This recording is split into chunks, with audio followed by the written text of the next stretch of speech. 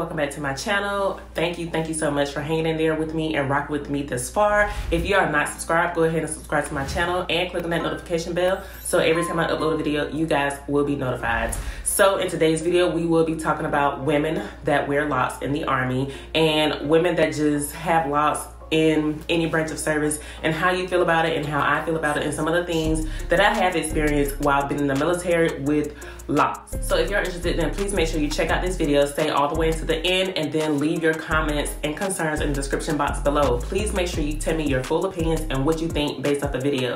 So I am just doing this video because I have been feeling some type of way. I know I'm a sergeant first class and I know I probably shouldn't, but regardless of who you are, we are human at the end of the day. We are human, and regardless of the rank and regardless of what we may be going through because of our age or whatever, we still feel some type of way when people tend to say things to us. For example, if I'm a sergeant first class and I'm 34 years old and I have 2 kids and I've been married for 8 years, you would think that regardless of who the person is, that whatever they say to me would not affect me. Sometimes I can brush it off and be like, you know what, I don't got time for you. I know, like, what you say does not matter. I don't give a fuck.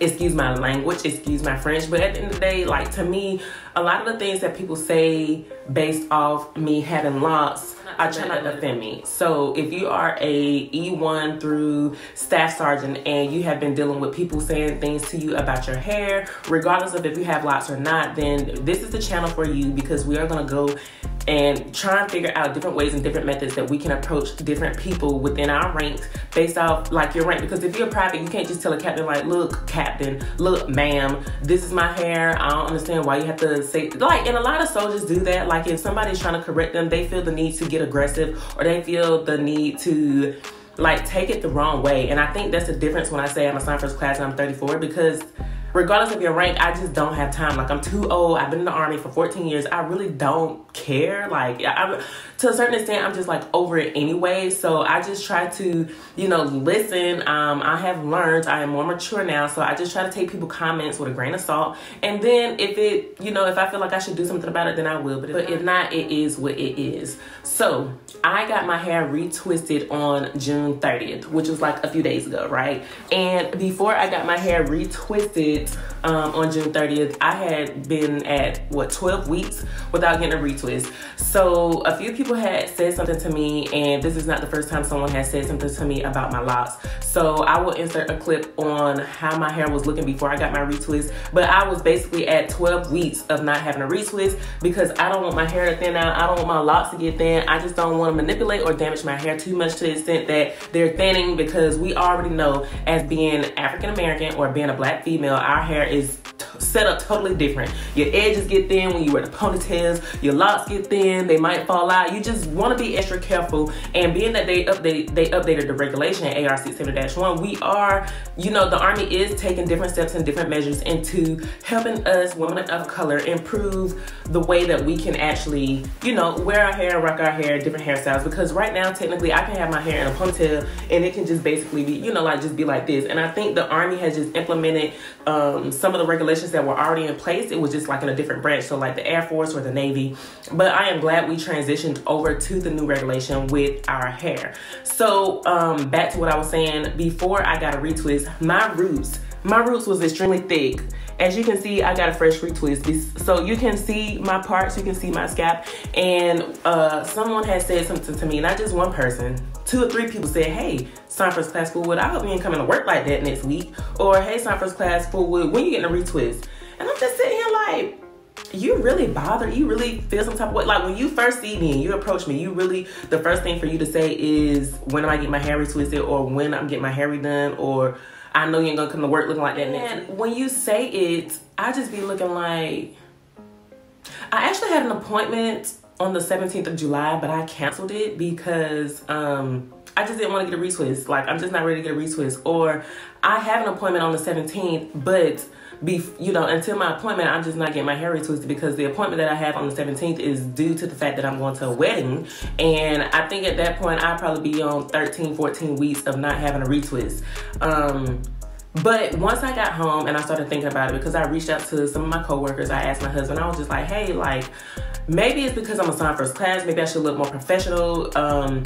first and foremost, I don't be out here correcting no soldiers at all, like, period. Because at the end of the day, I have experience being in the military, in the army, and every time I correct a soldier, I end up getting blown off or it gets, like, I remember a female showed up to work with, like, green nail polish on, and she went and told her first sergeant. Her first sergeant called me into his office and was like, hey, Sergeant Fullwood, like, you don't know this soldier's situation. We already addressed it. The reason why she has on green nail polish is because she went to a wedding.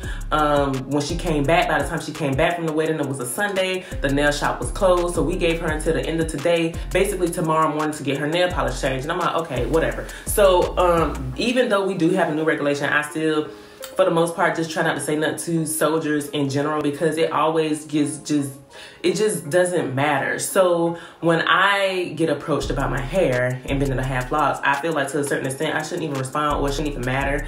But you still have those people that like to correct soldiers.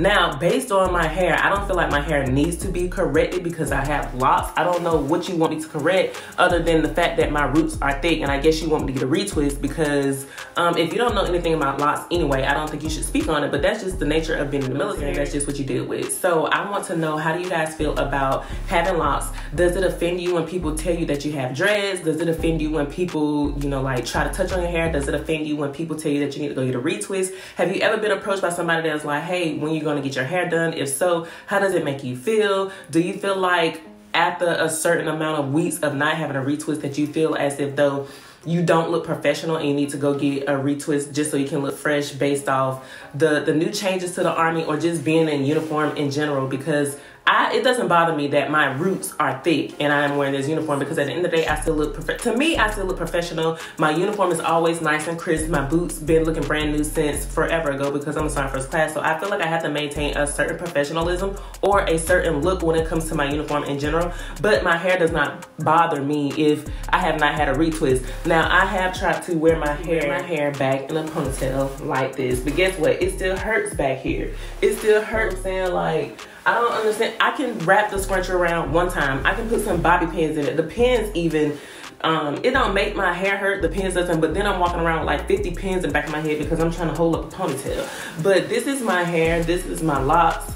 I just got a retwist, and the only reason why I got a retwist is because I had a captain say something to me, and I don't think she meant it in any ill intent when she said it to me. I just was confused. I was just like, why do you care about me getting my hair retwisted? Or why should I have to come to work next week with my hair looking freshly retwisted? But after I thought about it some more, I was just like, whatever. I have been having comments like this lately anyway, every time I go without a retwist, because I tend to get my hair retwisted every 3 to 4 months. So eventually somebody is going to say something. And again, I will try to insert some videos and some clips, or not videos, but I will try to insert some pictures of what my hair looks like before I get the retwist. But what I'm going to do now is stand up, because our hair cannot be below our collar, and I'm going to show you the reason why I have to do my ponytail sometimes. While I'm sitting down, my hair actually does fall below my collar, but when I'm standing up, my hair does not exceed the bottom of my collar, which is based off AR 670-1 when it comes to the hair portion of the regulation. As you can see, this is what my hair looks like while I'm standing up.